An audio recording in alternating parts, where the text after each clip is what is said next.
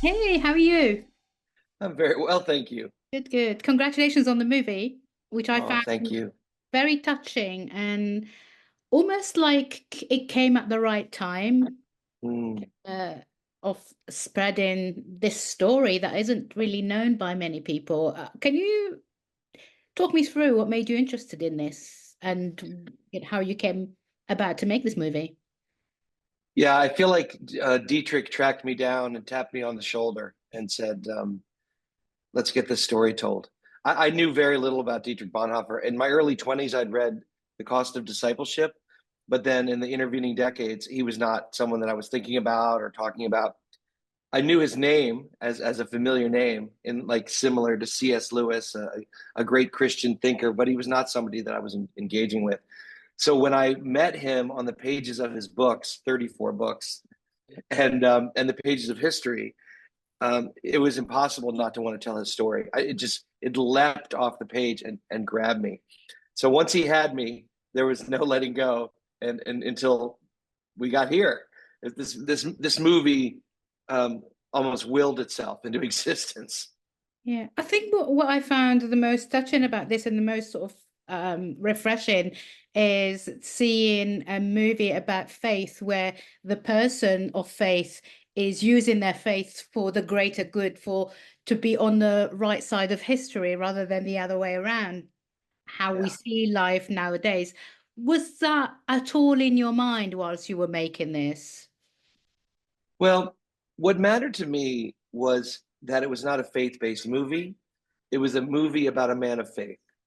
And I felt like his life was so beautiful and honest and true and vulnerable. I just found him such a captivating hero that I thought, if I just capture what the man did and I point a camera at it and I fill it with extraordinary British artisans to help me paint the picture, that I have a shot of doing something that's going to stick around, because his story just told. Like if we were by a campfire and I told you, Linda, let me tell you about this man, you would lean in. Mm. You would want to roast additional marshmallows so that you could stay and hear the whole story. It's that kind of story. And I'm so heartened by the audience reaction to this movie, because I am getting reams of messages from strangers talking about how they had no idea who this man was, and now he's changed the way they see the world, which is exactly what happened to me. I suppose for those who haven't seen it, I'm gonna let you tell roughly the synopsis of your film and what it's about, and so that we can discuss it a bit further. Of course. The shortest version is uh, Dietrich Bonhoeffer was a pacifist pastor during the World War II era in Germany, and he went on to become one of the assassins of Hitler, and in between saved thousands of Jewish lives. The slightly longer answer is that when Hitler rose to power, the first thing he did was take over the German church. The German church, as it says in the movie, acquiesced without the firing of a single bullet. And within a year, Hitler had named himself the head of the church. Shocking. I didn't know any of that when I first looked into the story. Miraculously, one person stood up, a 27-year-old pastor, Dietrich Bonhoeffer, and he stood up and he said no to evil. And from the beginning, it was one man against the devil. Yeah. Do you see any sort of parallels between the current state of our politics of the world, of what's happening around the globe, and what was happening there? And does does that scare you at all, or do you see it as a good excuse for you to sort of showcase your film and explain to people that these things happened in the past and could happen again? Yeah, if art can point in a direction towards truth and loving action, then yes, I'm thrilled that the movie came out right now. But of course, I'm very sad about the rise of the far right. I'm very disturbed about the use of religion as a weapon, which is the opposite of Jesus's teachings. So it is a time to be Bonhoeffer brave. I'm encouraging people to not lose hope. Yes, there is a dire moment going on. But there have been a lot of dire moments in the history of the world. I like to say, really, the only difference in the history of mankind is that now we have 24-hour news. Yeah. We didn't know that Klaus killed his neighbor and stole his wife, up in Denmark in the year 7. We didn't know that, but that was happening everywhere because people are people. So now we know that there's a lot of nasty stuff going around. But we also know that light wins, and that, as Martin Luther King said, the arc of the universe is long and it bends toward justice. I believe these things, and so I have hope. But hope needs to be activated, and the people that wake up every morning to do bad are completely committed to their activities. The people that want to bring good and love into the world need to be as dedicated as the bad guys. Yeah, yeah.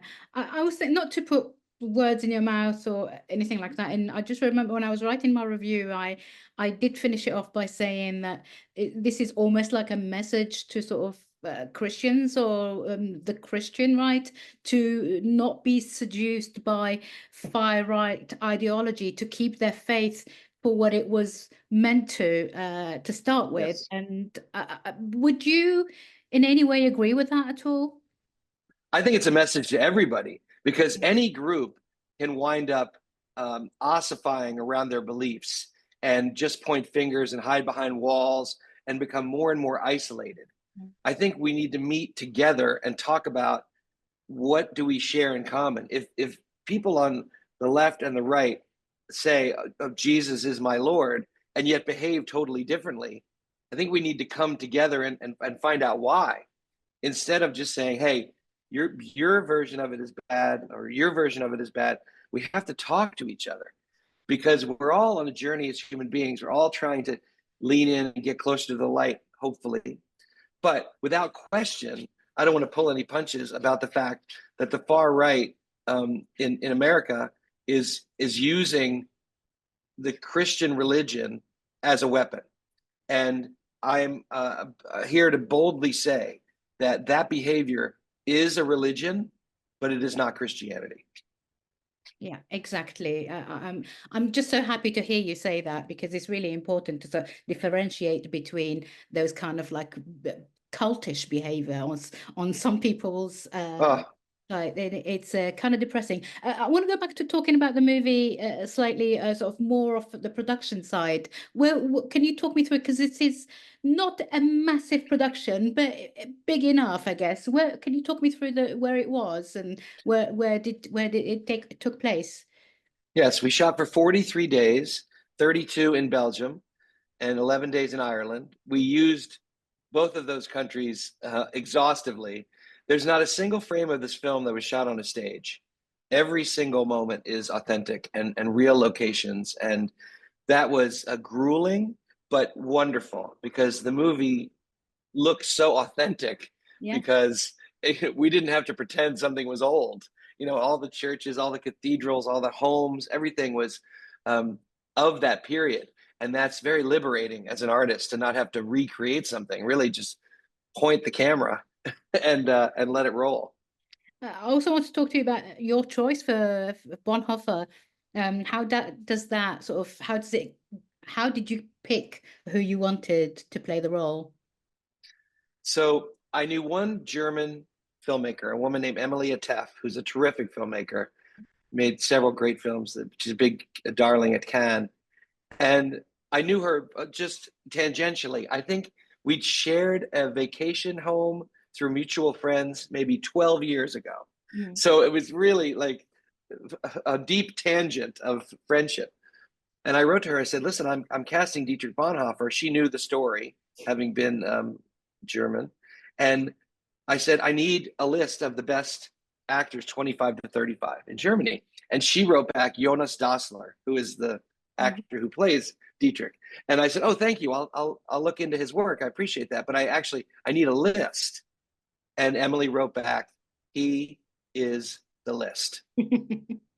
Brilliant. And I thought at the time, oh, they must be friends, or That's why she knows. They don't know each other. They've never met.